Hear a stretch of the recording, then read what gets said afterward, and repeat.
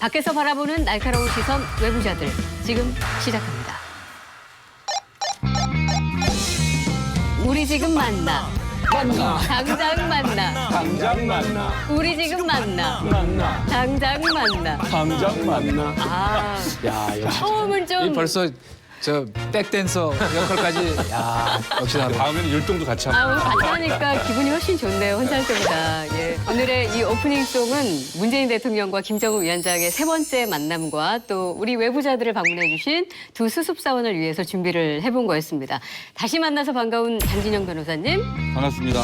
장진영입니다. 우리 지금 만나. 당장 만나.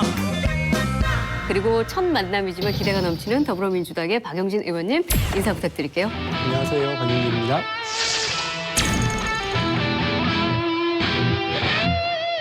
근데 언제까지 수습입니까? 이 경력 수습으로 들어왔는데 태경 의원은 수습을 얼마나 했나? 한 저는 10번 셀 했나? 수도 없어요. 이제 고작 두 번 하시고 그렇게 하라는 거예요? 지금 어쨌든 욕심이 너무 많네. 반갑습니다. 이 자리 오는 거 그렇게 쉬운 자리 아닙니다. 네, 무주택 가장을 대표해서 제가 무주택자의 서름을 제가 잘 풀어보도록 하겠습니다. 자, 본격 토론에 앞서서 저희 외부자들이 시청자들과의 소통을 제1순위로 생각하고 있다는 거 다들 알고 계시죠? 제 앞으로 민원 하나가 지난주에 도착을 했는데 아마 장 변호사님도 기억을 하실 거예요. 저희가 그 정부의 2019년 예산안 토론을 네, 하던 했었죠. 때 네, 군 했었죠. 재빙기 예산에 대해서 잠깐 다룬 적이 있었습니다. 네, 예. 근데 이제 군대 재빙기 설치는 뭐 혹서기 훈련이나 야외 활동으로 지쳐있는 병사들의 뭐 복무 여건 개선 을 하기 위한 그런 건데 단순히 이 재빙기가 뭐 팥빙수 만들어 먹기 위해서 필요하다 이런 식으로 좀 가볍게 비춰줘서 누가 그랬어요? 안타까웠다 아니, 그런 의견을 네. 예, 주셨습니다. 설사 팥빙수를 만들어 먹는다 해도 말이야. 네. 국민들이 먹는 거지. 시비 좀 걸지 마. 그래요. 아 근데 그때 이제 그때는 저는 발언을 안 했던 것 같은데 재빙기가 있다는 걸 문제 삼는 게 아니고요. 지나치게 비싸게 샀다. 뭐 이제 이걸 네. 지적을 했었는데. 그게 이제 알고 보니까 대형 취사장에서 운용되는 일반적인 물품이랍니다. 그러니까 우리가 말하는 조그만 이런 게 아니라 그렇죠. 정말 얼음 엄청나게 예. 만드는 그런 기계를 말하는 거지. 주시기도 분명히 했습니다. 그때 저희 막내 아들이 군대가 있기 때문에 적극 찬성이라고 얘기했습니다. 아, 그렇게 또 빠져나가시는 건가요? 저는 남은 죄 없죠? 저 오늘 안 나오신 그분이 하셨어요. 그 얘기를. 그러니까 그분이 지금 공직기강 담당하고 계시니까 네, 네, 네, 네. 아마 추상 갖고 엄정한 그 공직기강 관리를 할 거다. 예. 아무튼 의견을 이렇게 소중한 의견 보내주신 분께 우선 감사드리고요. 앞으로도 외부자들을 사랑해 주시는 시청자분들의 민원을 새겨 듣도록 하겠습니다. 많은 사랑과 관심 부탁드리겠습니다. 2007년 이후 11년 만에 평양에서 열린 남북 정상회담.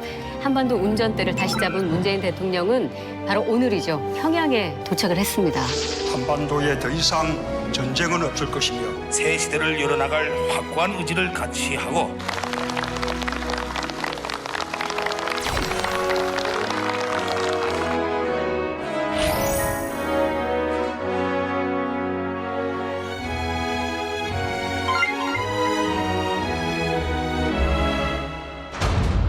미국의 비핵화 조치 요구와 북측의 적대관계 청산과 안전보장을 위한 상응 조치 요구 사이에서 어떻게 접점을 찾을 수 있을 것인지 김정은 위원장과 허심탄회한 대화를 나눠보고자 합니다.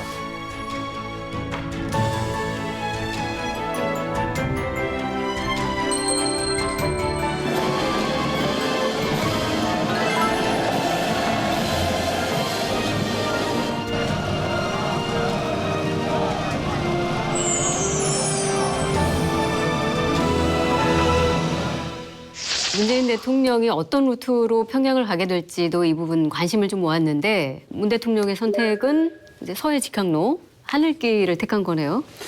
북한이 원했던 것 같아요. 그때 이제 그 정상회담에서 그 김정은 위원장이 뭐라 그랬냐면 북한이 원했던 것 같아요. 그때 이제 그 정상회담에서 그 김정은 위원장이 뭐라 그랬냐면 민망하다 그랬잖아요. 우리 쪽 도로 사정이 민망해가지고 이 말을 했거든요. 그러니까 네. 아마 부담스러웠겠죠. 그래서 거길 이용하지 않고 바로 서해 직항로로 가게 된 것 같습니다. 그 이미 비행기, 그다음에 육로 이거 탔기 때문에 기차하고 배만 남아 있는 상태였거든요. 그런데 그 기차나 배나 이 시간이 너무 걸리는 게 있어요. 이제 남은 건 사실은 민망한 육로를 빼고는 비행기였기 때문에 뭐 예상된 뭐 루트다라고 생각하시면 될 것 같아요. 경제사절단이 같이 갔잖아요. 그렇죠. 그런 사람들이 육로로 이렇게 가려면 가기도 어렵고. 차량도 굉장히 많이 필요하고 굉장히 더 많이 어려웠겠죠. 그래서 이제 비행기로 가면은 이제 훨씬 간단하게 대규모 인원이 갈 수 있으니까 그런 점에서 좀 한 대로 가면 되니까. 가만히 된 거 아닌가 실리적인 싶습니다. 선택. 네. 전 세계의 시선이 다시 한번 이렇게 대한민국으로 집중이 됐는데 우리 외부자들은 이번 정상회담 어떤 시각으로 보고 계신지. 사실 이번 정상회담은 예견된 거잖아요. 4월 27일 판문점 선언할 때 이미 그때 가을에 정상회담을 그렇게 돼 갖기로 합의가 있었죠. 되어 있던 네. 것이고요. 그 전에 있었던 정상회담이 이제 아직 불시했던 거죠. 왜냐하면 북미가 교착 상태에 빠져 있었고 그걸 갖다가 돌파하는 그런 성과를 냈던 게 그 지난번에 정상회담이고 이건 뭐 예견된 겁니다. 지금 북미가 또다시 교착 상태잖아요. 뭔가 돌파를 해야 되는데 그래서 트럼프 대통령이 문재인 대통령을 칩 니고시에이터, 그러니까 주요한 수석 협상가다 이렇게 부르면서 사실상 중재를 해달라고 요청을 한 겁니다. 그렇기 때문에 아마도 내가 볼 때는 트럼프의 입장에서 종전선언을 좀 그냥 해주긴 내 입장에서 곤란하다라는 거죠. 그러니까 뭔가를 좀 더 내놔라. 예를 들어가지고 핵시설을 신고한다든지 네. 아니면 비핵화에 아주 구체적인 일정을 밝힌다든지 리스트를 뭐 그렇죠. 달라는- 그런 부분에 대한 협상을 갖다가 이제 누가 중간에서 해줘야 되는데 그게 이제 문재인 대통령이 해주는 것 같고 그다음에 두 번째, 세 번째는 이제 남북 간 군사적 긴장 완화라든지 경제 협력 방안 같은 경우에는 과거에 그 4.27 판문점 선언을 갖다 좀 더 구체화하는 그런 실무적인 협상이 좀 오가지 않을까 이렇게 생각합니다. 근데 핵심은 역시 그거예요, 북미. 네. 사실 이게 그 개념적으로 얘기하면 마중물 정상회담인 셈이죠. 북미 회담의 어떤 그 자락을 까는. 그래서 제일 중요한 건 역시 그 비핵화와 관련해서 어떤 구체적인 북한 쪽의 코미트먼트, 약속을 얻어낼 건가 하는 건데 저는 지금까지 오늘은 이제 사실은 환영연이 주로 첫날이니까. 중심이 되는 거고 본격적인 회담은 이제 내일 하지 않겠습니까?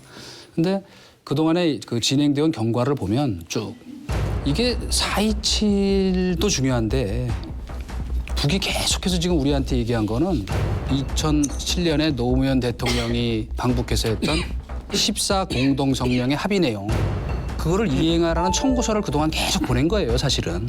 지금 남북 연락사무소부터 시작해서 뭐 철도 도로 연결 뭐 이런 게 다 사실 거기 다 담겨 있던 거거든요. 그다음에 가기 직전에 더욱 그런 확신이 들었던 건 뭐냐면 우리 정의용 안보실장이 NLL 논란의 핵심이 됐던 서해 평화 수요 이것도 논의할 것이다. 그럼 따지고 보면 기왕에 나왔던 것처럼 북한이 어음만 내놓고 이 나머지 지금 14선언 이행의 계산서 이거 확실히 좀 하라는 식의 압박을 가하는 상황이 오면 그건 조금 좀 기대보다는 크게 못 미칠 수도 있겠다 하는 걱정이 좀 듭니다. 이수석님이 마중물 정상회담이다 말씀하셨는데 저는 윤활유라고 생각해요. 이제 문재인 대통령이 하셔야 되는 역할이라는 게 북미 정상회담이 잘 이끌어질 수 있도록 윤활유 역할을 잘 해야 되는 건데, 근데 지금 이제 미국의 반응이 최근에 나온 반응들이 이제 저는 좀 많이 걱정이 돼요. 그러니까 남북한 간의 이런 그 다소 일방적이어 보이는 미국 입장에서 이런 추세에 대해서 우려를 갖고 있는 것 같아요. 근데 이게 지금 어떤 걸 의미하느냐면 그만큼 여전히 살얼음 판이라는 거고요. 그리고 미국 트럼프 대통령으로서는 중간 선거 앞에 있는데 뭐 내부적으로 정치가 얼마나 어렵습니까? 또 최근에 책 한 권 나와가지고 뭐 여러 가지 들쑤셔놓은 분위기가 어수선해요. 북으로서도 마찬가지입니다. 올해 구구절교 핵날 때 핵강국 뭐 이런 게 사라지고요. 경제대국 건설 뭐 이렇게 나온 거 아니에요. 이 경우에서 그 북미 관계와 남북 관계 이거는 한 술에 양 바퀴하고 똑같다고 저는 보거든요.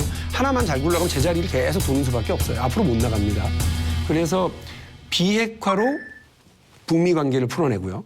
그리고 경제 협력을 통해서 남북 교류를 좀 확장시키는 그 계기가 이번에 마련돼야 된다고 봅니다. 네. 그래서 두 가지를 다 동시에 밀고 갈 수밖에 없는 것이 대한민국 근데 정부의 지금 입장입니다. 그 우리 박용준 의원 말씀하시는 게 대단히 위험한 요소가 있는 것 같아요. 그러니까 이 비핵화로 북미 관계를 풀고 또 경제 문제로 남북 관계를 푼다.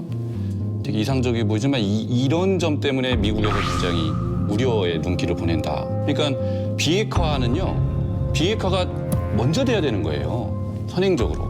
그리고 나중에 그 바로 이어서든지 아니면 뭐 반발짝 뒤에서든지 경제 문제가 그렇게 가야 미국 입장에서 신뢰를 가지고 같이 우리가 파트너로서 일할 수 있는데 이걸 동시에 풀어야 된다?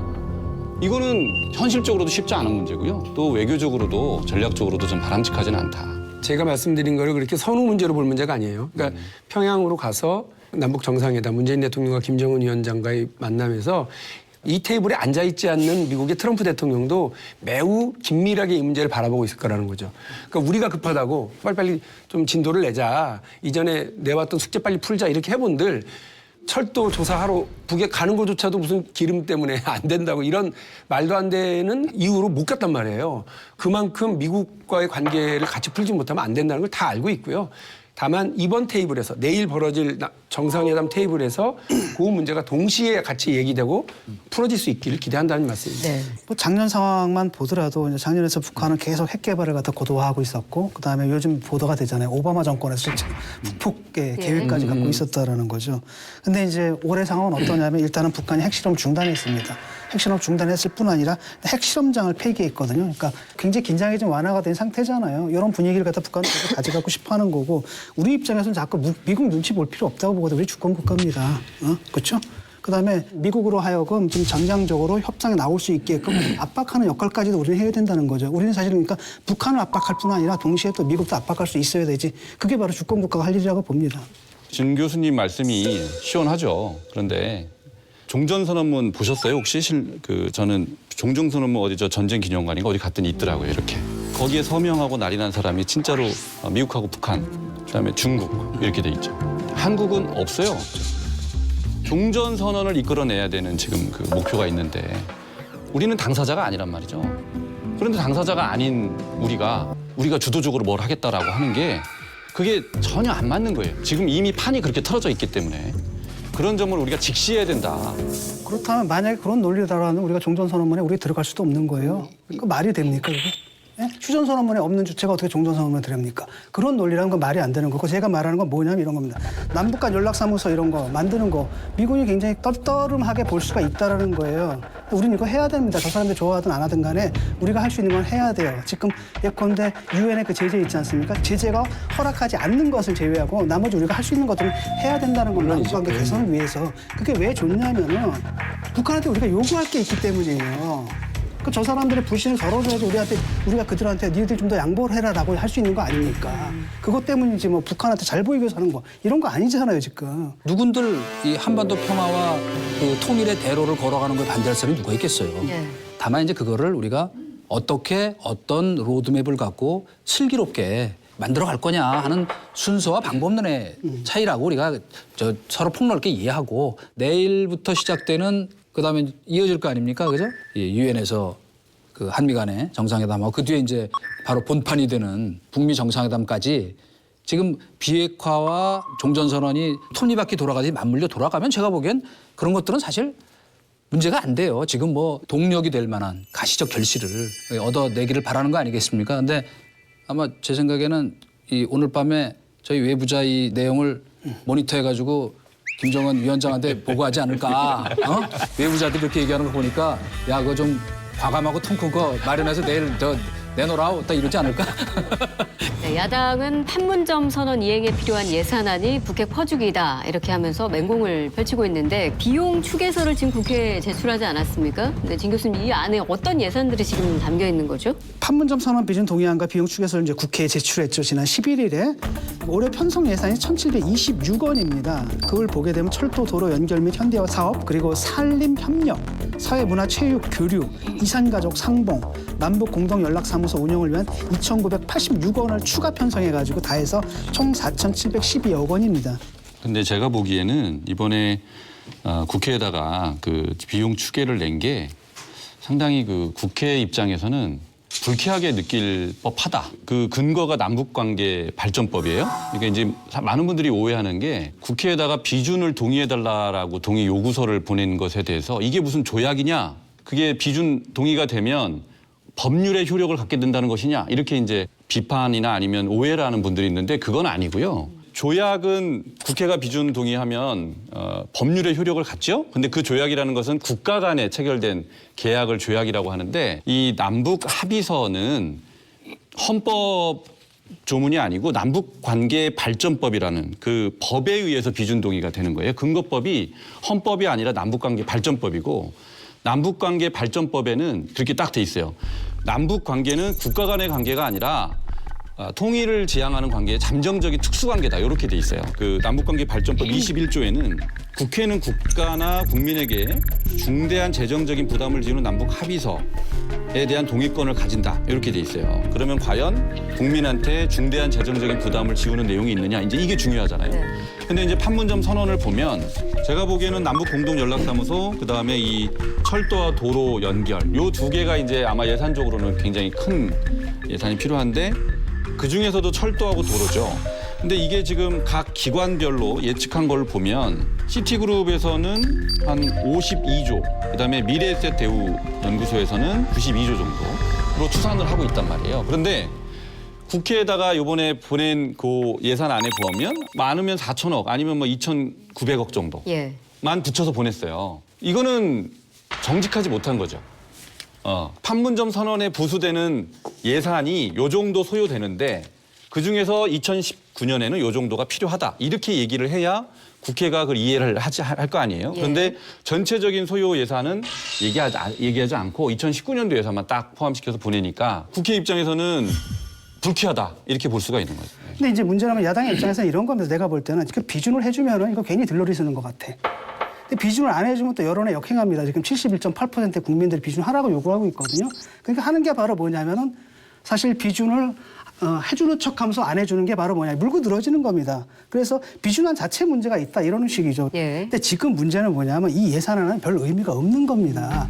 왜냐하면은 이 비핵화가 진행된 다음에 나중에 구체적으로 어떤 사업을 할지가 구체적으로 나와야지 구체적 예산이 나오는데 2017년에 예컨대 14선언 당시에도 국회 비준안 동의안 제출됐죠. 그때도 1,948억 원이에요. 1년치만 해가지고 낸 겁니다. 그런 선례가 있고요. 박근혜 정권에서 통일 비용을 연관 보고서들 많이 냈잖아요. 그때 보고서들 딱 보게 되면 뭐라고 했냐. 모두 뭐라고 써있냐면 남북관계 비용을 장기 추계하는 것은 불가능한 일이다. 2014년 통일연구원 보고서도 통일 비용 편익은 정확한 예측이 불가능하고 완벽한 계량화와 수치와 금액화가 현실적으로 어렵다. 기존 연구들을 검토한 결과 추계 결과들이 편차가 너무 크게 나타났다는 겁니다. 그러니까 이게 사업 시작되기 전에 구체적으로 하기 전에 지금 막연하게 한다는 건 의미가 없는 거고요. 불가능하고. 이유가 그거라면 그다음에 잠깐만요. 이유가 그거라면 북한 철도 개보수 비용 있잖아요. 이런 겁니다. 그 예상이 얼마가 될 겁니까? 중국 측에서는 킬로미터당 3억 6천만 원 든대요.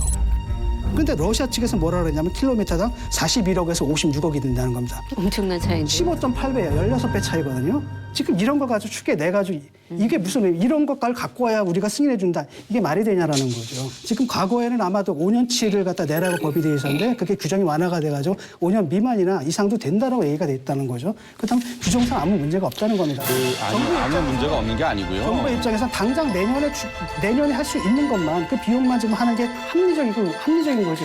그렇지 않고요. 처음에 정부가 보낼 때는 비준동의 요청할 때는 예산안이 첨부가 안 돼 있었잖아요. 아까 진 교수님 말씀하셨지만 그것부터 정부가 잘못한 거예요. 법을 어긴 거죠. 그 재정적 부담에 대해서 예산 추계도 없이 우리가 법률안 하다못해 그냥 법률안 제출할 때도 예산 추계 다 첨부하도록 돼 있잖아요. 그죠? 그런데 어떻게 이 부분에 대해서는 전혀 그 예산을 도외시하고 처음부터 정부가 그렇게 했던 게 이제 잘못됐던 거고요. 그 다음에 이제 국회가 보완을 요청했잖아요. 보완을 요청했는데 보완이 제대로 안 된 거예요. 그 부분을 가지고 발목 잡는다 얘기하면 안 되는 거죠. 정부가 할 일을 제대로 해놓고 예산이 바뀔 수 있는 거는 누가 예상을 못 합니까? 그죠?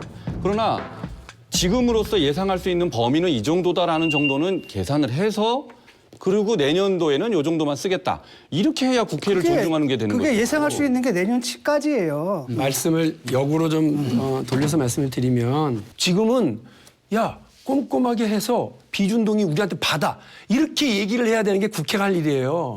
근데 지금 제1야당인 자유한국당의 태도를 보면 이게 무슨 소리야. 그거 우리가 왜 안 할 거야? 가져오지 마. 계속 그랬단 말이에요. 이런 식으로 자꾸 문제제기할 문제가 아니에요. 그리고 두 번째 처음에 그 비용 추계안이 없었다 얘기를 하셨는데 그 같은 날이에요. 같은 날. 그러니까 오전에 국무회의 의결하고 그다음에 오후 늦게 비용 추계안 보내가지고 왔어요. 이거를 서로 막 다른 것처럼 며칠 있다 보낸 것처럼 그리고 꼼수 쓰는 것처럼 그렇게 얘기하시는 문제가 아닙니다. 그래서 국회가 따져야 될 국회 역할 제대로 하자고 그래야지 오히려 제1야당이 상임위원장을 맡고 있는 그 외통이요. 아니 거기에서 그 아예 상정도 안건 상정도 안 하면 어떡합니까? 저는 그게 너무 답답하고 제1야당이 역할을 못하고 있는 거고 국회가 자기 역할을 못하고 있다. 국민으로부터 비판받아 마땅하다고 보고요. 마지막으로 보수적인 정당들이라고 하는 건 상당히 마지막으로 불쾌합니다. 김아중 그 잘 구별해 주세요. 2008년도가 이제 그 이명박 정부 시절인데요. 그때 김하중 통일부 장관이 실무자간인 추정치 불가하다. 남북 대화가 이루어져야 정확한 숫자가 나올 수 있다. 이렇게 얘기를 했단 말이에요. 통일연구원의 자료에서도 그렇게 나와요. 비용 들어가는 만큼 엄청나게 우리가 얻습니다. 그래서 통일 대박입니다. 두 번째 근데 얼마가 들어가는지는 그거는 구체적으로 현실적으로 따져야 되기 때문에 지금은 우리가 추산할 수 없습니다가 박근혜 정부 당시에 통일연구원의 연구 보고예요. 그러니까 그런 거 갖고 싸우지 말고요. 국회는 국회 할 일하고 제1야당인 자유한국당은 꼼꼼하게 따지겠다 이렇게 얘기하지 그걸 왜 갖고 오냐 그건 무슨 꼼수냐 이렇게 얘기하는 문제는 아니에요. 지금 그 제가 일했던 때도 이렇게 돌이켜 보면은 사실은 이건요 양쪽의 관료주의의 결과이기도 하다 저는 이렇게 생각해요. 뭐냐면 과거의 보수 정권에서도 다 북한한테 비핵화만 포기하면 다 해줄게. 이명박 대통령도 다 그 약속한 거예요. 그런데 문제는 저쪽에서 항상 먼저 뭘 담보를 달라 이렇게 요구를 해왔다고. 무슨 대단한 실세라도 이거 저쪽에서 나중에 결국 해주겠다는데 저희도 화끈하게 한번 현금 내놓죠. 이 말 아무도 못합니다. 이 종이 조각 뭐 저 비준동에서 이게 중요한 게 아니고 그 신뢰가 중요한데 그 신뢰가 없단 말이에요 서로. 먼저 그 괜히 비준동이 해줬다가 나중에 결과는 안 나오고 발목 잡히는 그런 말하자면 괜히 공동 인질 역할만 하는 상황이 올까 봐 걱정하는 야당 입장도 이해를 해야 된다. 그러니까 두 정상이 통큰 합의해서 이거 뚫으라고. 내가 보기 밑에서는 절대 못 뚫어요. 왜? 청와대 참모도 마찬가지고 통일부는 말할 것도 없고 제가 건방진 얘기지만 북은 더 해요. 잘못하면 총살당하는 거 아니에요. 그렇죠. 허위 보고했다가 그때도 그렇게 얘기했어요. 그쪽 사람들이. 저희 이거 가져가면 죽습니다. 그 얘기를 좀 해볼게요. 이번에 어떻게 초청을 한 거. 아까도 얘기했듯이 비준 동의안 얘기는 4월 17일 판문점 선언 나올 때부터 이 얘기가 나온 거거든요. 그걸 계속 거부해왔던 게 자유한국당이었고 4월 28일 날입니다. 그 다음날 자유한국당 신보라 원내대변인이 논평을 내요. 국회는 엄연히 국민이 대표로 선출한 여야가 함께 공존하는 공간이다. 만찬장에서 정당과 의회를 대표하는 정치인들과 함께 회담을 기념하고 그 결과를 공유하려 했다면 응당 국회의장을 비롯한 여야 대표를 공식적으로 초청했어야 옳다. 다 이렇게 얘기를 했거든요. 그래서 그때 욕먹어가지고 이번에 초청한 겁니다. 근데 그게 아니잖아요 지금. 아니 제가 물어볼게요. 그럼 솔직하게. 국회의원 현직 국회의원으로서 요번에 그 청와대가 초청한 저 방식이 온당하다고 생각해요? 그 전에 사실은 물밑 대화가 오고 가는 걸 제가 알고 있어요. 이미 그 전에 와다 같이 가자 이렇게 형식에 사전에. 대해서 얘기를 했고요. 예. 그래서 그때 이제 이제 제1야당의 한쪽 대표가 뭐라고 그랬느냐. 우리끼리 따로 갈 때는 갈 수 있지만 뭐 이렇게 따라가는 모양새가 좀 그렇지 않아? 이렇게 의견이 왔었다는 겁니다. 예. 그런데 이미 지난 그 회담 때 왜 우린 빼고 갔냐. 그러면서 김성태 원내대표 뭐라고 그랬어요. 아이고 표현도 제가 아직도 기억나. 평양냉면 혼자 드시니까 맛있더냐. 뭐 국물 맛이 그렇게 좋더냐. 뭐 이러면서 아이고 그게 너무 그분 표현 조금 저렴해요. 근데 그럼에도 불구하고 그런 얘기 들으니까 청와대로서는 그렇구나. 예. 같이 먹어야 되겠구나. 모시고 가야지 이런 생각을 했겠죠. 그런데 있잖아요. 저는 아주 원론적으로는 거기 왜 따라가려고 그러는지 잘 모르겠다는 입장이에요. 어느 나라 정상회담에 입법부를 같이 데려갑니까? 그러니까 그건 아니에요. 그러니까 우리가 좀 특수한 관계니까 입법부에 동시에 좀 확인해야 될 것이 있고 그 분위기를 조성해야 될 게 있으니까 그렇게 하려고는 하는 거죠. 그런데 그때는 우리 입법부를 왜 빼고 갔냐고 이렇게 얘기하셔서 같이 가자고 분위기 계속 조성하고 물밑으로 계속 조율을 했거든요. 안 한다고 그래서 이게 다 파토가 나버리는 분위기에 이제 이런 식으로 왜 그런 식으로 우리 초청을 해? 이렇게 화를 내니까 어느 장단에 춤을 춰요 우리가. 근데 이제 정부 입장에서 대통령 입장에서 생각해 보면 어쨌든 성과를 내야 되는 책임이 있는 건 대통령이잖아요. 아쉬운 게 대통령이라고요 사실. 근데 이제 김정은 입장에서는 대통령하고 아무리 합의해 봐야 야당이 반대하니까 문제가 있더라라는 걸 잘 알잖아요. 그래서 지난번에서도 왜 홍준표 대표가 그 만찬장에 안 왔냐 이렇게 이제 식의 지적을 했던 거 일관된 아니에요? 요구라고 그것도. 예. 자, 그럼 북한의 입장이 그런 것도 알고 있어요. 그리고 자기는 성과를 내야 되는 책임도 있어요. 그렇다 그러면 미리 물밑 접촉을 했다고 하지만 저는 그 물밑 접촉이 제대로 되지 않았기 때문에 이런 사단이 일어났다고 생각하거든요. 국회의장단이나 아니면 당대표들이 가면 이런 역할을 해 주십시오. 라고 해서 그분들의 자존감을 좀 살려주었느냐. 저는 그 부분이 제대로 되지 않았기 때문에 문희상 국회의장마저도 불쾌해서 지금 오죽 빠진 거 아니에요. 그러니까 뭐 이게 마치 무슨 야당의 당 대표들이 발목 잡기 위해서 이렇게 한 게 아니라는 게 문희상 국회의장의 태도를 보면 알 수 있는 거 아니에요? 또 이정미 정의당 대표의 태도가 저는 제일 맞았다고 봐요. 사실은 손학규 대표나 가셨으면 더 좋았다라고 생각하거든요. 들러리면 진짜 어때요? 근데 그러면서 이정미 대표처럼 따끔하게 얘기를 해주는 게 더 맞았겠다라고 생각은 해요. 그 부분에 대해서 인정을 해야 되는데 임종석 비서실장이 나서갖고 안 가겠다고 얘기한 사람한테 또 가자고 이렇게 압박을 하는 것은. 얘기까지 하는 건 무리한 거예요. 잠깐만요. 근데 문희상 의장이 여기 이제 안 계시니까 얼마나 지금 부글부글 하시겠어요. 그 기간에 믹타 회담 기간이에요. 그러나 청와대에서 요청이 왔으니 야당 소속의 두 분의 의장님께 확인을 한 겁니다. 두 분 다 당론의 입장인지 본인의 의견인지 모르지만 안 간다고 얘기를 한 거예요. 그럼 굳이 본인도 다른 일정이 있고 야당 소속의 그 부의장님 두 분이 안 간다고 그러는데 본인만 간다고 할 수 있어요? 그래서 문희상 의장이 국회의장단은 그 다음 기회에 우리가 독자적으로 갈 테니 거기와 국회 간에 남북회담을 하자라고 하는 건 정세균 의장 때부터 나왔던 얘기입니다. 그거를 좀 의견이 있다라고 좀 전해주라라고 얘기를 한 거예요. 국회의장으로서 할 일도 한 겁니다. 세계 어느 정상 간 회담에 입법부가 같이 갑니까? 행정부 간에 하고 그거에 대한 결과를 갖고 오면 입법부가 돈이 얼마나 들어가는지 이건 잘했는지를 따지는 게 입법부 일이지 같이 가는 게 아니고요. 다만 남북관계의 특수성 때문에 그렇죠. 우리 정부도 그거를 고민을 했고 야당도 우리도 껴줘라 그러니까 전례가 없는 일을 했는데 그걸 또 파토를 내요? 그리고 그거를 청와대의 문제라고만 얘기를 하는 거 저는 그건 아니라고 아니 봐요. 그럼 만약에 야당 대표들이 함께 갔다면 그럼 어떤 역할을 할 수 있는 걸까요? 저는 즉시 같이 확인할 수 있는 문제들이 많다고 봅니다. 비용 문제와 관련해서 현장에서 같이 논의할 수 있다고 봐요. 대통령하고. 그렇죠. 다녀와서 대통령하고 별도로 청와대에서 5당 대표 회담 열어가지고 또 얘기하고 그리고 이미 일이 넘어와서 보면 비용 추계하죠. 정부는 국회하고. 각 정당은 주판을 튀겨요. 이거 우리한테 유리해 불리해. 이러면서 또 반대 논리 들고 나와서 하니까 아예 현장에서 그냥 원샷 원킬로 그냥 하는 방법이 가장 합리적이라고도 생각할 수 있거든요. 네네. 그래서 이 정상회담 네. 끝난 뒤에 예. 판문점 선언 비중 문제는 그때 논의하자. 이게 결과적으로 그렇게 합의를 하긴 했는데 이제 만약 그러려면 야당과의 앞으로도 아주 활발한 논의가 필요할 거 아닙니까? 이제 국회 통과를 위한다면 정부는 어떤 태도를 취해야 되는 걸까요? 어쩔 수 없는 아까 갑이라고 그러셨는데요. 슈퍼을이에요. 정부 여당이라고 하는 건 슈퍼을이고요. 여당이 슈퍼을 좀 이런 걸 좀 감싸 안고 가지 말이야. 포괄적으로 인정. 그렇게 해야 된다고 봐요. 그렇게 한다고 보고 어쨌든 이번에 또 가시겠다고 하는 분들이 계세요. 정의당 대표도 있고 민주당 대표도 있고 가시겠다고 하는 분들이 계시니까 그분들은 또 그분들 결대로 이번 정상회담을 통한 어떤 필요한 부분들에 대해서 서로 공유하고 책임을 나눠갔고요. 이번에 또 못 가겠다 하시는 분들은 또 다른 루트와 다른 방식을 통해서 설득하고 또 공유하고 하는 자리를 따로 만들 거라고 봅니다. 그리고 이제 더 나가면 비용 추계 문제로 걸려있는 비준동의의 문제 그리고 한반도 비핵화 프로세스에서 우리 정부가 해야 될 일과 우리 국회가 해야 될 일 이런 것들을 또 찾아가겠습니다. 그게 문재인 정부의 저는 운명이라고 생각을 하고 꼭 참고 가자. 네. 직전 정부, 직직전 정부하고 좀 다르게 우리가 역할을 해보자 이렇게 내부에서 주장들을 하고 있습니다.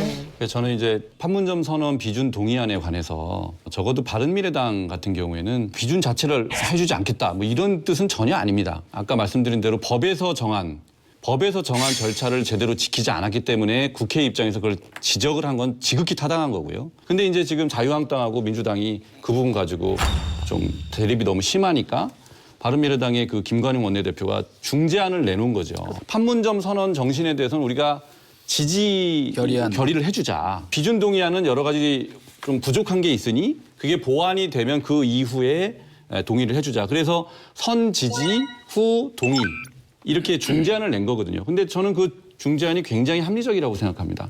사실은 대통령 가시기 전에 그게 받아들여져서 지지 결의라도 됐으면 참 좋았겠다. 대통령한테도 큰 힘이 됐고 또 이번 회담 진행에도 김정은 쪽에 신뢰도 많이 줬겠다 이런 아쉬움이 드는데요. 이후에라도 그 협상이 잘 안 되면 중재안으로라도 됐으면 좋겠어요.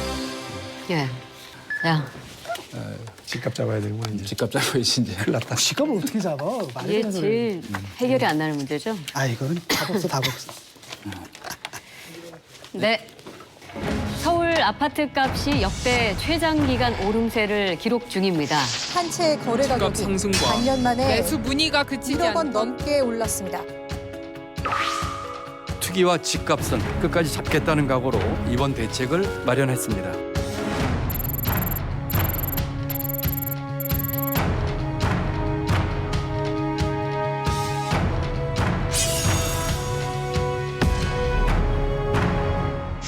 자고 일어나니 몇 천만 원이 올랐다더라 할 정도로 정말 미친 집값 때문에 울고 웃는 현상이 생겨나고 있는데 우리 박용진 의원께서는 첫 집 장만을 하고도 잠 못 드는 밤을 보내고 계신다.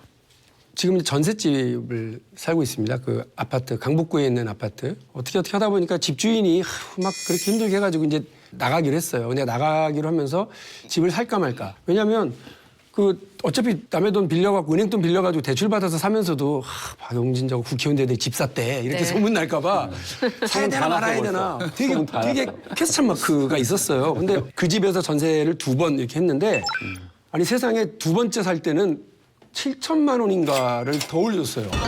좀 그렇습니다만 더 올려줘서 3억 5천이었어요. 예. 전세값이. 예, 그러니까 예. 다른 분들이 생각할 땐 비싼 데도 아니지만 저희로서는 덜컥했거든요. 근데 이번에도 분위기 보니까 또 한 6, 7천만 원 또 얹어줘야 되겠더라고요. 열심히 일해가지고 월급 받아가지고 전세값만 되는구나. 이렇게 하느니 우리 와이프 고생시키지 말고 그냥 몇 억 대출 받아서 하자. 마음을 먹고 알아봐라. 한 게 와이프가 알아온 게 바로 윗집이에요. 네. 20층. 예. 그분이 내가 저 고향으로 돌아가서 살아야 된다고 생각하고 이미 고향에 집을 마련해 놓은 분이라 빨리 처분하길 바랬다는 거예요. 그래서 오히려 시세보다 우리가 낮춰서 한 달 전에 계약을 했어요. 예. 계약금도 주고. 예.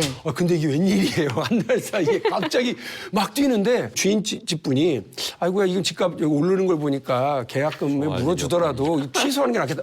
그런 집들이 막 계속 너무 속출을 했다는 많다는 거 신문에 보니까 이거 어떡하지? 그래서 저나 우리 와이프나 엘리베이터를 탈 때 약간 걱정을 했어요. 1층에서 20층 집주인을 만나면 저희는 19층이에요. 이 19층을 올라가는 사이에 이분이 시간이 꽤 걸리니까 그 사이에 혹시 하고 이렇게 물어보면 얼마나 쫄 거예요. 계단으로 다녀 계단으로. 그래 계단 너무 높잖아. 그래서 우리 와이프가 제가 슬쩍 물어봤어요 며칠 전에. 혹시 당신 집주인한테 연락 안 왔어?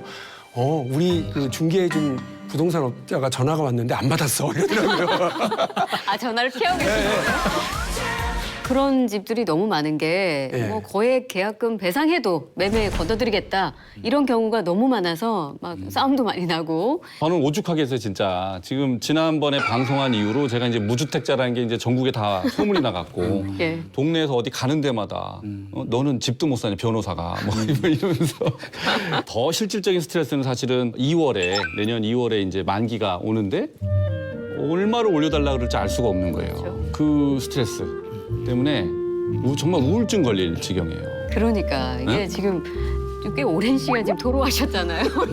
무주택자의 서름을 치솟는 집값이 이렇게 무서운 거라는 게 느껴지는 게 밤새 할 수도 있어요, 밤새. 요즘 실제로 이 부동산 우울증이란 말이 생겨났을 정도로 굉장히 여러 가구가 당연하죠. 어려움을 지금 제- 호소하고 있다고 해요. 고등학교 친구예요.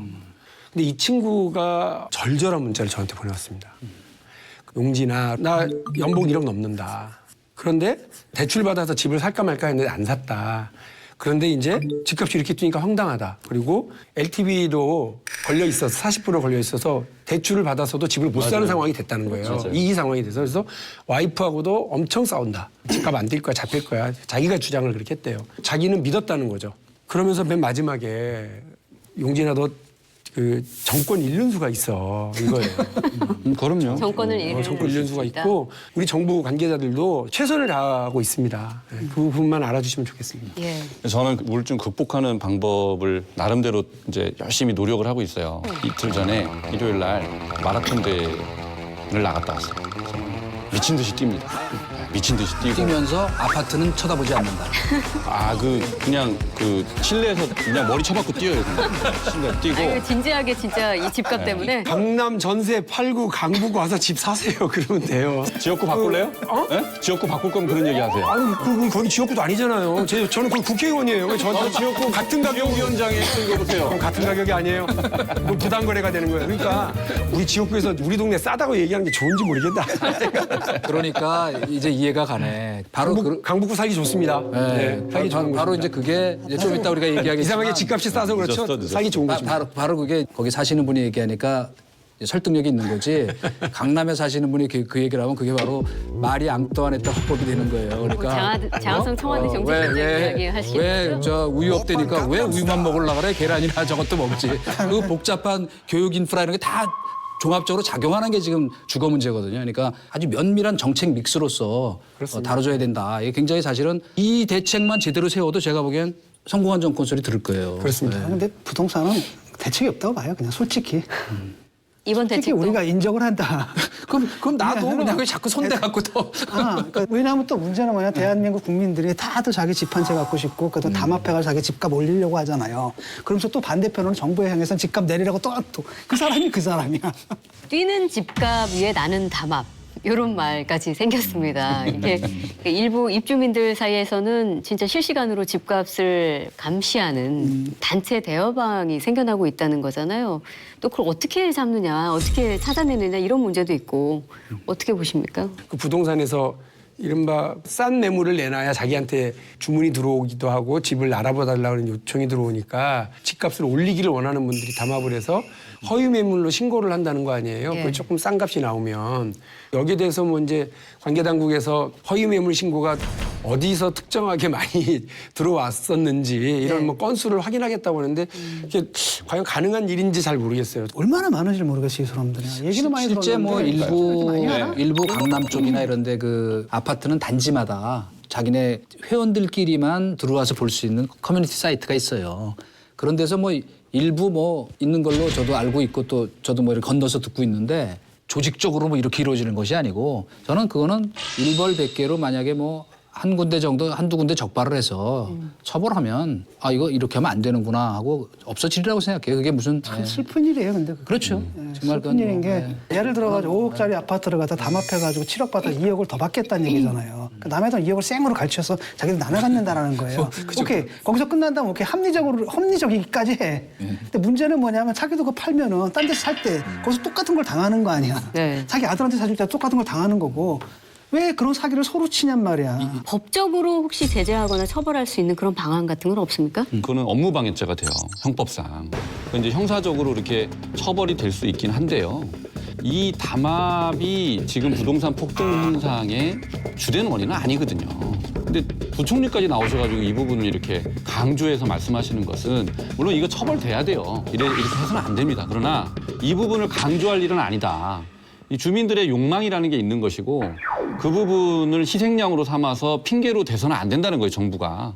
지금 정부가 핀셋으로 잡아내려고 하는 규제하려고 하는 그 사람들은 어찌 보면 이 부동산 가격이 막 뛰면서 이득을 본다고 생각하는 사람들이신 것 같아요. 투기 수요로 보는 거죠. 예. 그러니까 그분들이 어떻게 커뮤니티를 형성해가지고 뭐 하는 거는 제가 분명히 범죄 행위라고 말씀드릴 수 있고요.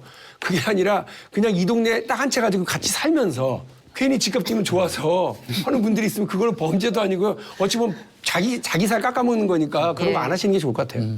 부동산 안정이 시급한 타이밍임에는 분명한데 지금 이 시점에 문 정부의 8번째 부동산 대책이 발표가 됐죠. 9.13 부동산 정책. 특히 이제 이 종부세 인상안이 굉장히 눈에 띄는 부분인 것 같아요. 간단하게 얘기하면 이제 한 채 가진 사람은 큰 타격을 받지 않고 2주택만 보유해도 3주택자가 마찬가지로 보유세를 이제 최고 3.2%까지 올리기로 했습니다. 근데 그 2주택자도 조정 대상 지역의 그렇습니다. 2주택을 그렇죠. 가지고 있는 한 사람. 지역에 사는 한 지역에 사는 사람들이고요. 그 조정 대상 지역이라는 게 어디를 말하는 겁니까? 서울, 서울 전 세종, 지역. 예. 그리고 경기 일부, 그다음에 부산 쪽에 예. 이렇게 들어가 있던 걸로 알고 있습니다. 1세대 1주택자의 경우에는 시가가 약 18억 원이 기준인데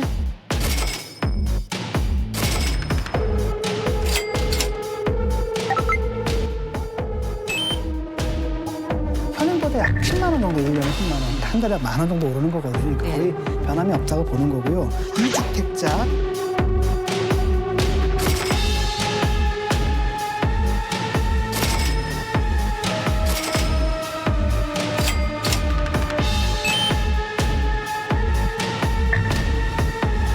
종부세 인상에 적용을 받는 대상, 그러니까 지금보다 더 많은 세금을 내야 할 사람들의 수가 전국적으로 21만 정도입니다. 그리고 추가 세수 효과는 4,200억 원 정도.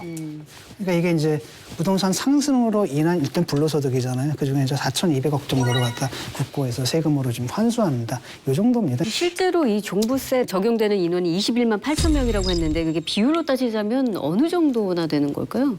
어느 보도에 따르면 2%도 안 되는 정도의 2%도 안 되죠. 1.5%라고 1.5% 요? 네, 1.5%. 그래서 김동연 부총리가 98.5%는 안심해도 된다라는 얘기가 나온 거죠. 예. 재미있는 게 뭐냐, 옛날에 그 종부세 처음 도입됐을 때 강북 사는 할아버지가 전화를 내고 나도 되느냐 세상이. 막 욕을 하는 거예요. 내가 집 가진 게 뭔 죄가 있다고 세금 폭탄을 때리냐 말했더니 어디 사세요? 강북에 20평짜리 산대요. 아니, 저도 이번에 걱정 안 하셔도 됩니다. 약간 그러니까 제가 얼마나 바보처럼 살았느냐면 제일 낮은 기준이 이제 3억인 거예요. 야, 큰일 났다. 이거보다 높은데 그럼 얼마를 내야지? 계산하는데 옆에서 누가 뭐라고 그러냐면 야, 이 3억이 시가로는 18억이야. 이게 무슨 말이야? 그것도 무엇인 거예요. 그러니까 그 부분이 공정시장 가격이라는 공시지가. 그래서 세금은 여기서도 혹시 저처럼 진짜 바보처럼 아니 살았던 헷갈리신 분이 있을 수 분들이 있으니까 많으셨을 말씀을 겁니다. 드리면 예. 과세 표준, 그러니까 과표 기준이라고 얘기하는데 세금은 그 기준을 정해가지고서 이렇게 하는데 이 3억이라고 그러면 보통 시장에서 거래되는 가격은 이제 18억 정도로 한다는 거예요. 그리고 이제 공시 가격으로는 이게 한 12억 7천이니까 저는 아무 관계 없어요.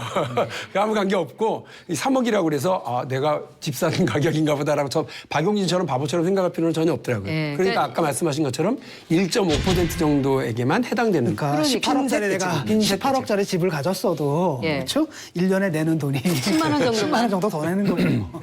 뭐 이번 대책을 보니까 진짜 뭐 고심의 흔적이 많은 것 같아요, 실제로. 근데 저희가 이제 걱정하는 거는 이것이 지금 큰 실효를 거둘 수 있을까에 대해 지금 아직 시장 반응이 좀 유보적이잖아요. 그 이유가 뭐냐면 사실 이거를 2005년에 그 노무현 정부 때 했던 8.3.1 대책 그때 얼마나 그게 강도가 높은 거였냐면 종부세를 가구 합산으로 했다. 그리고 결국 위헌 판결 받아서 그거는 이제 인별로 분리돼 있지만 초기엔 그랬죠.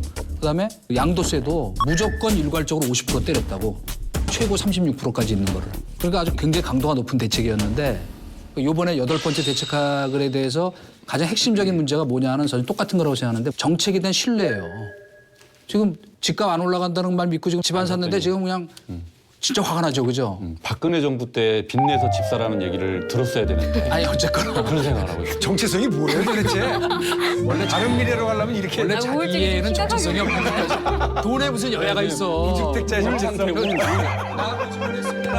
정책이라는 게 사실은 정부가 국민에게 내놓는 소비 상품이라고 정책 굳이 시장으로 얘기하면. 근데 정책 소비자인 국민 입장에서 볼 때 지금 나오는 정책 상품들이 뭐 불량품 같은 게 마음에 안 드는 거야. 뭐 또 내놓겠다 그러고 이러니까. 근데 그때도 똑같았잖아요. 10몇 번을 하니까 이제 사람들이 그냥 딱 면역이 된 거예요. 그래서 저는 얼마나 정교하게 진짜 그 이 정책을 다듬어서 설득력 있는 잡힐 거라는 신뢰를 줄 것인가 하는 거에 달렸는데 그래서 앞으로 가야 할 부동산 정책의 방향을 이렇게 정리하면 딱 맞겠다. 9.13 대책에 대해서 아직 뭐 평가가 아직 활발하게 나오지는 않지만 제 개인적으로는 효과가 없을 것이다라고 확신하고 있습니다. 종부세는 그 대상 자체도 너무 지금 1.5%밖에 안 되고 부동산 폭등 때문에 지금 몇백 조가 지금 늘어난 판에 4,200억 갖고 무슨 효과가 있겠어요? 지금 정부가 정책 보는 방향 자체가 지금 잘못됐기 때문에 그렇다라는 점이 있고 또 의지도 부족하다라는 그런 점을 지적하고 싶은데요. 지금 시중에 돈이 너무 많이 풀려가지고 이 돈이 갈 데가 없어서 부동산에 다 몰리기 때문에 지금 백약이 무효다. 이게 지금 공통적인 진단 아니에요? 그죠? 이제 그 원인을 갖고 이제 이명박근혜로 지금 탓을 하고 있지만 올해만 해도 주택담보대출, 전세담보대출이 각 10조씩 늘었다고요. 그거 가만히 지켜보고 있었으면서 전 정권 탓만 할 건 아니죠.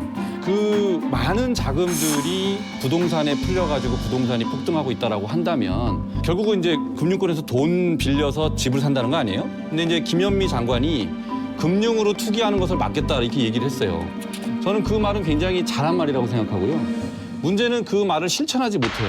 그게 문제라고 생각하는데 돈을 빌려서 집 사는 걸 막게 하겠다. 그래서 지금 나온 대책이 돈 빌려서 두 번째 집 사는 거는 못 사게 하겠다는 건데 그거 갖고는 안 되고요. 부족하고 돈 빌려서 집 산 사람들의 대출을 회수해야 돼요. 그렇게 해야 돼요. 혁명하시자는 거군요. 그렇지 않죠. 전세자금 대출을 저보세요. 지금 받아가지고 돈 빌려서 집사려고 하는 옆에 사람 지금 옆에 실수요자가 있는데 그게 아니죠. 그게 심장 아니죠. 풀 떨어졌네. 그게 아니고 아, 첫째 그냥. 아니죠. 채 두 채 가진 사람들이 두 채 이상 가진 사람이 안심해요. 대출이 있으면 대본에 홍보하자. 아, 그거 회수해라. 그거 회수해라. 두 채 이상 가지고 다시 있을 것 말씀드리지만 18년 만에 지금. 아니고요. 두 채 이상 가지고 있을 것, 담보 대출이 있을 것. 이 두 가지 요건을 충족시키면 신규 대출을 안 해주는 것뿐만이 아니고요. 기존 대출이 있으면 그거 회수해야 돼요. 특히 전세 담보 대출을 받아가지고 그거 굉장히 이율이 낮습니다. 그거 받아가지고 두 번째 집 산 사람들 많아요. 그 제도를 악용한 거죠.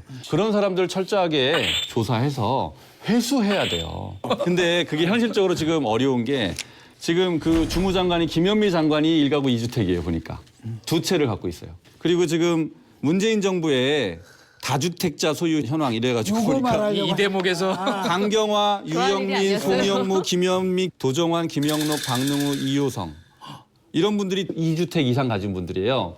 근데 저는 이 정부의 고위공직자들 중에 대출을 받아서 두 번째 집을 산 사람들 이런 사람들 있으면 대통령이 대출 상환하든지 집 팔든지 해라. 이렇게 명령을 먼저 공직자들부터 했으면 좋겠어요. 저는 이게 가장 확실하게 집값 잡는 방안이라고 저는 확신합니다. 제가 알기로는 대부분이 주택담보대출을 가지고서 두 번째 집, 세 번째 집을 구매하는데 쓰는 게 훨씬 많지 전세대출을 받아가지고 하는 건 진짜 서민들이에요. 전세대출 받아가지고 그걸로 오른 전세값 메꾸고 신용대출 더 끌어갖고 대고 이렇게 하는 거지 적극적인 방법을 고민하시긴 했으나 일단 그 상당히 적을 거고요. 두 번째로 이제 약간 우려스러운 건 은행하고 그러니까 개인하고 이렇게 계약을 맺어가지고 돈을 빌려서 그 돈으로 집을 사고 이제 투기에 활용을 했든지 어쨌든지 이자 잘 막 갚아가고 있는데 느닷없이 이걸 끌고 갈 수는 아마 없을 거다. 이게 더 큰 혼란을 가져올 수도 있다라고 하는 제가 약간 보수적으로 일부러 말씀드려요. 왜냐하면 약간 보수적인 정당에서 저렇게 급진적으로 나오니까 제가 이거 저러도 괜찮아? 이러면서 보수적인 정당이 아니에요. 잘못 생각하시는 거예요. 바른미래당은 보수 정당이 아니에요. 뜻밖이긴 해요. 그 당에서 그 합리적 보수 내걸던 분들이 왜 이러죠 갑자기 오늘? 우리는 중도 정당이지. 중도 개혁 아이고 정당이라고. 그만하세요. 그렇게 알았고요. 그리고 이 문제와 관련해서 각각 개개인의 재산권을 막 허물어뜨리면서 가게 되는 것은 적절치 않다고 봅니다. 그리고 미래에 본인이 실현하려고 하는 가치는 차단해 나갈 수 있지만 이미 실현하고 있는 부분에 대해서는 그러니까 조심스러운 거거든요. 그래서 어려운 게 그래서 아닌 거죠. 시장의 합리성을 기본으로 간다. 그러나 이것만 가져갈 수는 없으니까 토지 공개념이라고 하는 보다 고차원의 사회적 합의를 이끌어내고 헌법적 정신을 동원해서 우리 국민들 모두에게 행복을 추구할 수 있도록 제도화시켜내는 작업들을 면밀하게 여야가 합의해서 간다. 네. 이게 사회적 합의와 정치적 합의 없이 그냥 가면 큰일 나거든요. 그러니까 아니, 요 부분을 좀 그래요. 고민해봤으면 박용진 좋겠어요. 의원께서 또 말씀을 하셨으니까 이 여당의 두 전투사라고 할 수 있을 것 같습니다. 이해찬 대표와 이재명 지사가 토지 공개념 제도를 꺼내 들었거든요. 이게 집값 잡는 새로운 해법이 될 것이냐 놓고 논란이 뜨거운데 좀 용어 설명을 토지 공개념하고 공개념. 국토 보유세에 대해서 설명을 좀 하고 가야 될 것 같아요. 그러니까 토지 공개념이라는 건 말 그대로 토지가 개인의 것이 아니고 공공의 재산이다. 이런 개념이고 그 땅의 소유와 처분에 대해서는 공적으로 규제를 가해야 된다라는 개념입니다. 새로운 개념은 아닙니다. 네. 우리 헌법 또 이 기존의 법에도 많이 반영이 돼 있어요. 이재명 지사가 얘기한 이제 국토보유세는 전국에 보유하고 있는 토지를 다 합산을 하는데 그것을 토지별 인별 합산을 해서 과세를 하자.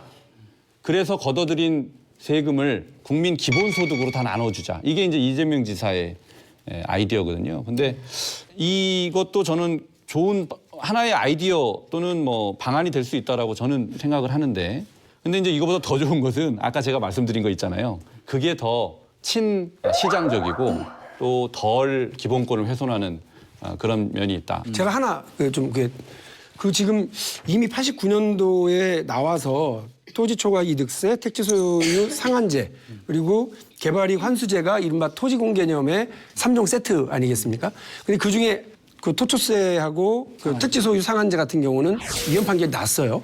그러나 시대가 달라지고 그다음에 국민적 인식이 달라지면 저는 헌법적 판단도 달라진다고 보거든요. 우리 양심적 병역 거부에 대한 처벌이 합판이었다가요. 네. 계속 이제 위헌 판결 나서 새로운 제도가 도입되고 가는 것 아닙니까? 그런 것처럼 저는 이 정도 상황이 되면 그때도 이 혁명적 조치가 나온 이유가 어마어마하게 집값 뛰고요. 그리고 땅값이 뛰었거든요. 거의 1년 사이 뭐 60% 이렇게 뛴 데도 있었어요. 그래서 이게 어디로 밀려왔느냐면 제가 그때 대학교 때니까 기억이 나는데 처음으로 대한민국에서 전세값이 없어가지고요. 온 가족이 갈 데가 없으니까 집안에서 연탄불을 피워놓고 일가족이 다 자살을 해버리는 경우가 막 발생을 했어요. 그때 이거에 대한 대책으로 막 쏟아져 나온 거거든요. 저는 지금 상황이 89년, 90년 상황하고 크게 다르지 않다. 그래서 아마 이거 이번에 다시 법안을 우리 여야 합의로요. 토지공개념 제도를 법제화한다라고 하면 저는 그거 된다고 봅니다. 그리고 뭐 헌재에서도 그 부분에 대해서는 용인할 가능성이 상당히 크다고 봅니다. 제가 뭐 그 법률 전문가는 아닙니다만 필요하다고 봅니다. 예. 이해찬 대표의 토지 공개념 언급은 사실은 내용은 없더라고요. 이번에 반영도 안 됐고 아직 그냥 9.13 조치를 하면서 앞으로 세게 날 것이다라는 네. 정부의 입장을 좀 강하게 표명하는 그 수준이었던 것 같고 구체적인 안을 담고 있는 게 이재명 그 지사의 국토보유세인데 참 이걸 보면서 이분이 참 성격적으로 참 결함이 많은 분인데 왜 이렇게 많은 지지자를 이끄나. 그다음에 또 한편으로 왜 포퓰리즘이라 그러잖아요. 그래서 남들이 포퓰리즘을 비난하면 난 좋은 포퓰리스트라고 얘기를 하는데 그걸 아주 너무 잘 보여준 것 같으니까 우리가 항상 막혀 있는데 또 정치적인 상상력을 좀 돌파를 해주는 부분이 있겠고요. 우리가 좀 이런 식으로 과감하게 생각을 해야 된다는 거예요. 제가 이제 원래 그 필리핀에 있었잖아요. 근데 거기서 옛날에 이제 MB 때 쫓겨나가지고 필리핀에 가가지고 거기서 집을 사려고. 근데 이제 문제는 뭐냐면 땅은 못 사요. 집만 사요. 임대권만 하는데 그게 50년이에요. 그다음에 한 번 연장을 하게 되면 25년이야. 그러니까 사실은 자기 평생이 그렇죠. 평생이죠. 평생이고 물려줘도 아마 3대까지 쓸 수 있는 거예요. 다만 그게 딱 끝나면 국가에서 다시 가져가는 거죠. 이런 것들이 어떻게 보면 그렇잖아요. 토지라는 건 이게 자본주의적인 근대적인 게 아니에요. 봉건적인 지대 개념이잖아요. 정확하게 말하면 사실은 이런 식으로 토지는 국가가 갖고 네. 그다음에 사람들 원래 그 사용권이나 임대권 이런 걸 갖고 그걸 거래하는 이런 식으로 과감하게 가야 되는 저는 그게 맞다고 보거든요. 사실은. 그런데 우리는 정책 상상력을 거기서 못 가잖아요. 그래서 그런 측면에서 우리가 이제 좋은 안들을 내려면은 조금 보면 솔직히 말하면 여러 가지 대안들이 나오는데 다 땜빵이에요. 땜빵도 지금 대증요법이거든요. 저는 대증요법도 필요하다고 봐요. 이 대증요법도 안 되는 거만 이렇게 땜빵을 해놓으면 그 땜빵을 또 뚫어줘요, 계속. 그런 것 때문에 안 됐다고 보거든요. 하지만 근본적인 대책은 사실은 아까 얘기했듯이 토지 공개념이라든지 이런 것들에 대해서 강력하게 들어올 때 많이 가능한데 사실은 우리가 그것까지 생각을 못 해요. 아주 그 발상의 전환을 해야 한다는 부분에 대해서 뭐 동의하고 어쨌건 또 아까 특히 그 토지 공개념이라는 것도 그 시대 변화와 상황 변화에 따라서 우리가 한 번 더 전향적으로 해석할 필요가 있다는 부분에 대해서 저도 뭐 동의해요. 근데 일종의 정치적 구호다라고 저 생각하는 건 뭐냐면 이미 우리 이 현행 그냥 법 체계 안에도 토지 공개념적 요소가 다 이미 도입이 돼 있어요.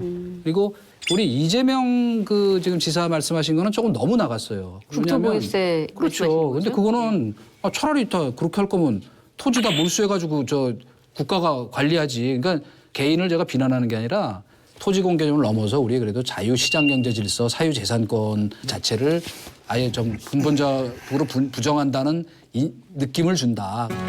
김동연 부총리는 이번 대책으로 부동산 시장에 안정이 올 것이란 기대를 밝히기도 했죠. 예, 정부와 국회가 힘쓰고 있는 만큼 우리 장 변호사님을 비롯해서 이 무주택자들 부동산 우울증도 사라질 날을 기대해 보겠습니다.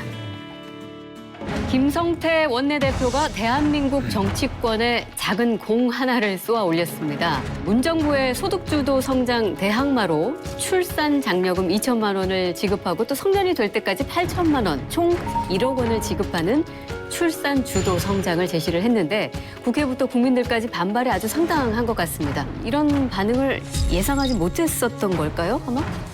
그날 제가 국회에서 교섭단체 대표 연설을 들었잖아요. 예. 아, 이분이 오늘 컨셉이 웃기려고 나왔구나.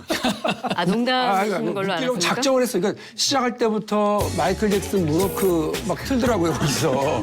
아, 그동안에 좀 근엄하고 권위 있어 보이려고 애쓰고 어려운 학문적인 용어를 동원하던 교섭단체 대표 연설의 틀을 깨고 예. 웃겨보자. 이렇게 시작한 것 같아요. 그래서 뭐 그게 단어들 나오는 것도 보면 뭐 세금 무슨 정부 뭐 이러면서 막 한 단락 때마다 다 여야 할 것 없이 다 같이 웃었어요. 정말 흐뭇하게. 아, 예. 재밌다. 막 그래서 이 얘기도 클라이막스구나. 출산 주도 성장이라는 그렇죠. 게 소득 주도 성장이라고 하는 걸 비아냥하기 위해서 그래 저렇게 할 수도 있지. 그러면서 저도 같이 웃었거든요.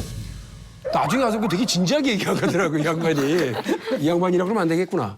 이분께서 자유한국당의 대표 연설을 듣도록 하겠습니다. 문워킹, 마이클 잭슨의 문워킹처럼, 마이클 잭슨의 문워킹처럼, 마이클 잭슨의 문워킹처럼 한국 경제가 미끄러지듯이 뒷걸음질 치고 있다. 경제 헛발질 문워킹에는 단식과 절규가 넘쳐납니다. 과감한 정책 전환으로 출산 장려금 2천만 원을 지급하고 국가가 1억 원의 지원금을 지급할 수 있도록 정권의 의지만 있으면 출산 주도 성장 정책은 실현 가능합니다.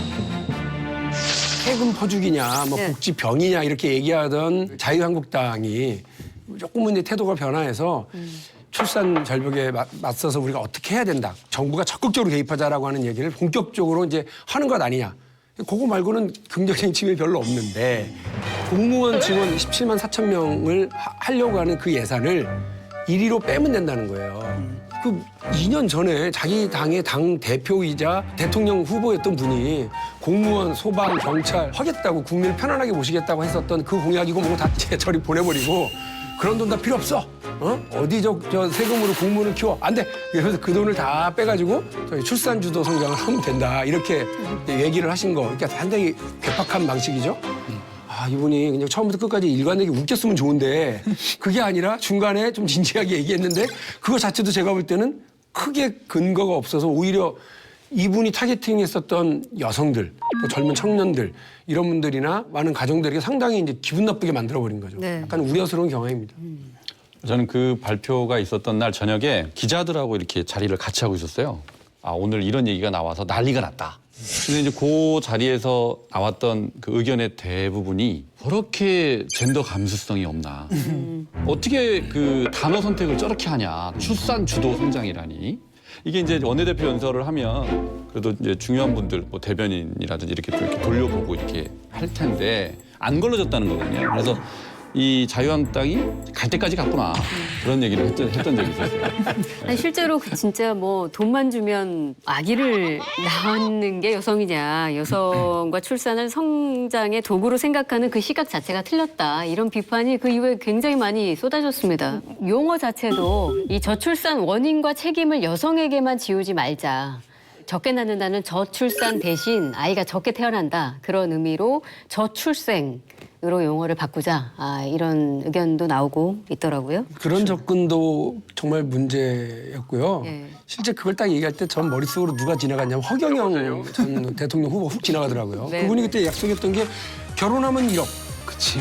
출산하면 3천만 원. 딱 이렇게 했거든요. 1,000만 원 깎아서 얘기한 거예요. 네, 1,000만 원 깎아서 2천만 원. 그분이 해안이 있어요. 네? 누가요? 처음에 뭐냐 박근혜 정권 초기에 그냥 임기 못 채운다. 나중에 촛불 시위가 난리 난다. 맞췄잖아. 아, 우리가 허경영 주도 이런 허경영 주도 지금 정치하고 있어서는 안 돼요. 그 사람 농담이었는데 이게 실현이 된다니까 4년 지났는데 정책이 나오잖아. 농담이 아니었어요 그 사람 입장에서는. 그치. 이게 나온단 말이야. 아니 허경영을 우리가 그렇게 막 그럴 게 아니고요. 저는 사실은 출산 주도 성장이라는 용어 선택에 대해서는 굉장히 잘못했다고 생각하지만 지금 저출산 정책으로 우리가 100조를 쏟아부었다는 거 아니에요? 그건 한 10년 동안에? 근데 어디 갔어요? 무슨 효과가 있었어요? 그렇게 쓸 바에는 차라리 이렇게 주자라고 하는 그런 주장에 대해서는 저는 귀 기울일 만하다. 제가 볼 때는 이게 자유한국당의 이제 딜레마를 보여준다고 보거든요. 쉽게 말하면 소득주도 성장 열심히 비난을 했단 말이에요. 근데 이 비난이 먹히려면 대안이 있어야 되는데 대안이 없는 거예요. 한마디로 그 대안으로 이제 대충 만든 게 바로 이제 출산 주도 성장이다라는 거죠. 그래서 네이밍까지는 따와가지고 해버렸는데 허황된 정책은 아닌 게 우리 아이가 지금 독일에 있잖아요. 독일에서 크고 자랐거든요. 거기서 실제로 이렇게 해요.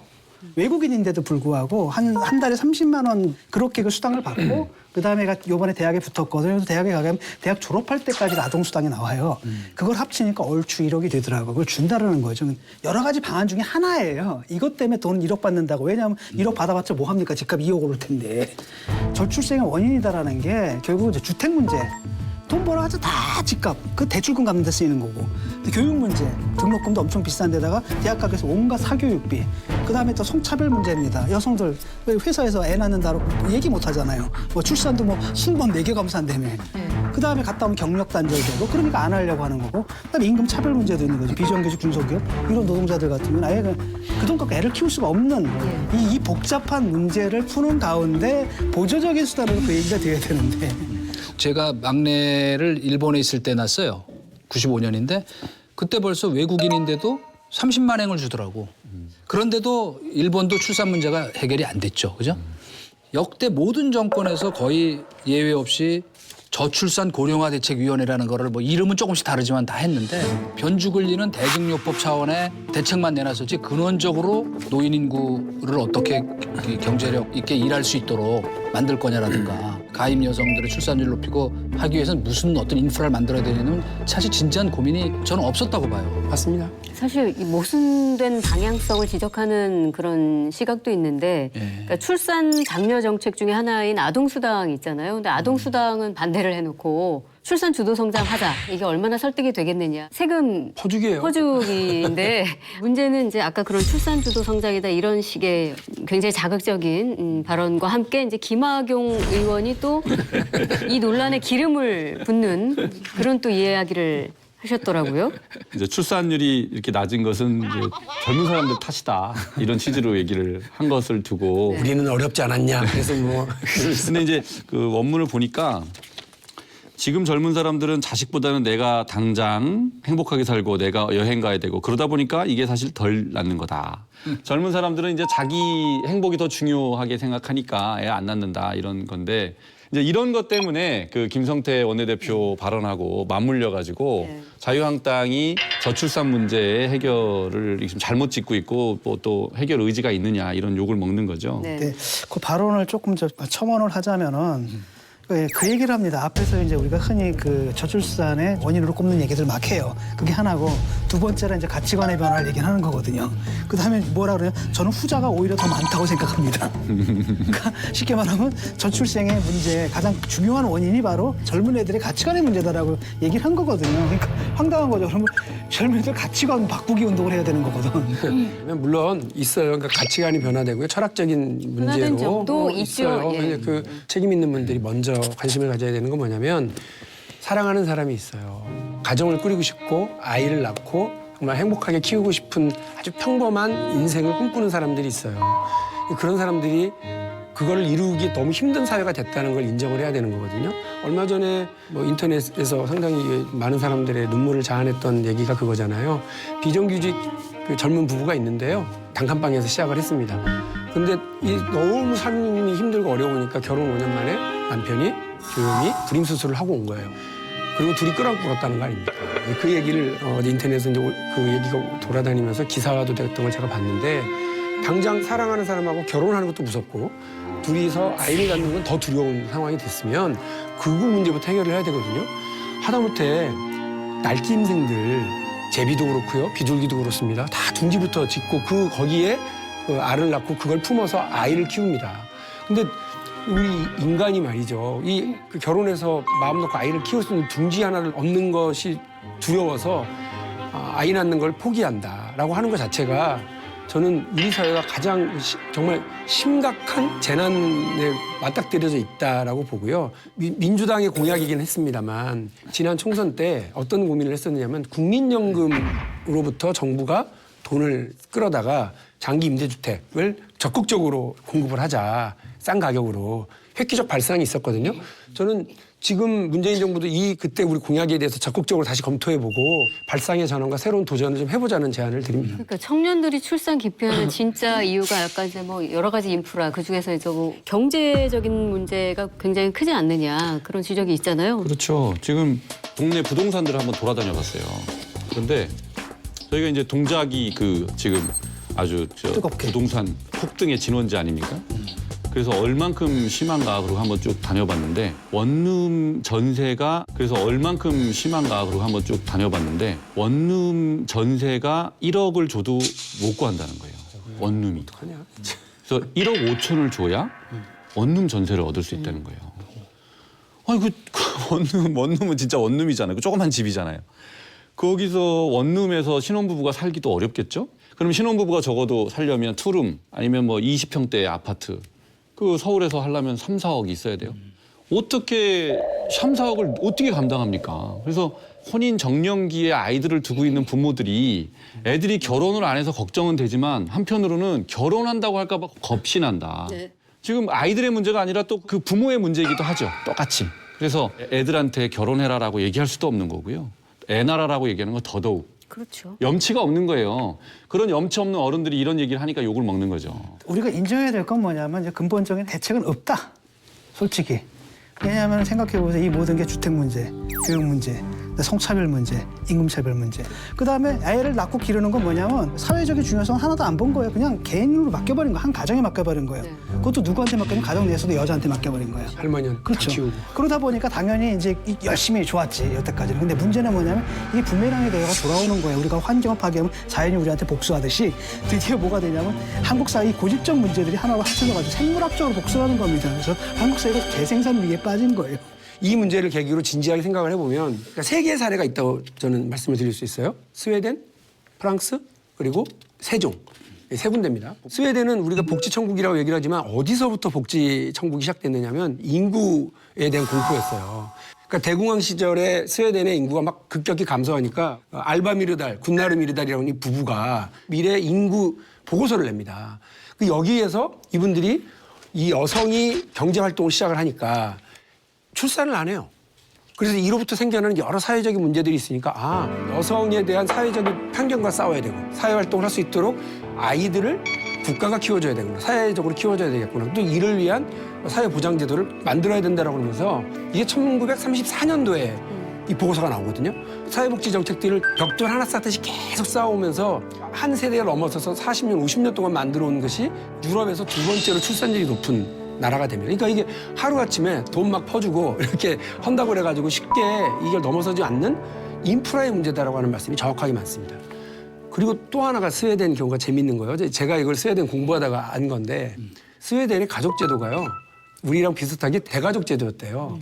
그래서 할아버지, 할머니, 엄마, 아빠 또 애들 이렇게 해가지고 막 사는데 웬만한 노동자의 집이 그냥 원룸이었던 거예요.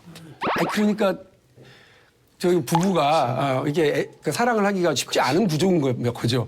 이것까지 착안을 했더라고요. 그래서 주택 보급 사업을 하는데 그냥 원룸 형태가 아니라 다 칸막이가 있는 이 주택을 대량으로 막 공급을 하면서 거의 무상으로 혹은 장기 임대로 이렇게 한 거예요. 실제 효과가 있었다는 겁니다. 프랑스 보세요. 프랑스 같은 경우는 어떻게 태어났든 그 아이는 프랑스의 아이다. 그리고 그 아이를 키우는 데 있어서 그 외국의 아이든 가족 형태 어떻든 간에 이걸 키우기 위한, 이 아이를 키우기 위한 모든 사회적 제도를 총집중을 합니다. 그래서 프랑스도 아주 모범적으로 인구 위기를 넘어서게 되거든요. 그리고 우리나라 세종. 대한민국 다 후퇴하는데 세종시만 2점 몇을 넘어섰어요. 안정적인 일자리, 공무원 도시니까. 두 번째로 완벽하게 보육제도를 만들어서 그 시 전체가 지원을 해준다는 거 아닙니까? 왜 세종시에 사는 사람만 그래야 되느냐. 대한민국 전체가 이러한 안정적인 시스템, 아이를 낳고 키울 수 있는 고민을 해야 되는데 그걸 하자고 그러면 막상 어디다 대고 또 퍼주느냐 이러다가 느닷없이 문재인 정부의 소득주도 성장 비웃을 하고 이렇게 얘기를 하면 진지한 여야 간의 대화, 사회적 협의가 되질 않는다라고는 아쉬움이 있는 거죠.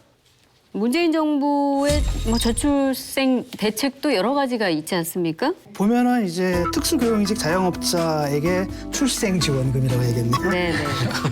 이제까지는 안 줬는데 앞으로는 3개월간 월 50만 원씩 지급한다 이런 내용이고요. 아이 돌보미 지원 대상도 있습니다. 중위소득이 150% 이하 같은 경우는 최대 90%까지 지원을 확대하는 거고요. 아빠 육아휴직 보너스도 있습니다. 그걸 갖다 이제 최대 250만 원까지 끌어올리는 거고요. 또 한부모 양육비 지원액이 있는데 그 현행 13만 원에서 17만 원 지원 대상도 14세 미만에서 18세 미만까지 확대한다. 어떻게 보면 아주 좀 약소하지만 개선은 있는 거죠. 근데 저는 나라 하는 것도 좋지만 낳고 싶은 사람들이 못 낳는 부모들이 있잖아요. 그러니까 난임 부부들이죠. 난임 부부들. 어떤 네티즌이 글을 썼는데 시험관 시술이 건강보험이 적용이 돼도 150만 원을 자기 돈으로 써야 된답니다. 근데 자기 한 달 수입이 220만 원밖에 안 돼서 사실상 임신을 포기한다. 이런 이제 근데 그 난임 부부들에 대한 지원이 너무 낮아요. 지금 하고는 있죠. 그 지원 대상이 굉장히 한정이 돼 있는데 이렇게 돼 있어요. 만 44세 이하여야 되고요, 여성이. 체외 수정은 7번, 인공 수정은 3회.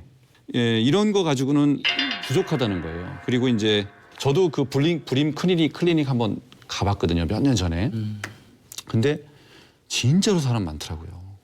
밖에서 보면 잘 모르는데 저도 가서 깜짝 놀랐어요. 그거 보고. 그래서 이런 사람들을 파격적으로 지원하는 거 저는 이게 가장 우선순위 돼야 된다 이렇게 생각해요. 그러니까 지난 7월 달에 문재인 정부가 그 대통령직 속의 저출산 고령화 사회위원회에서 아이를 키우는 데 있어서 아빠 유급휴가를 더 늘리는 방향으로 또 그 아이 돌보미 지원을 확대해 나가는 방향으로.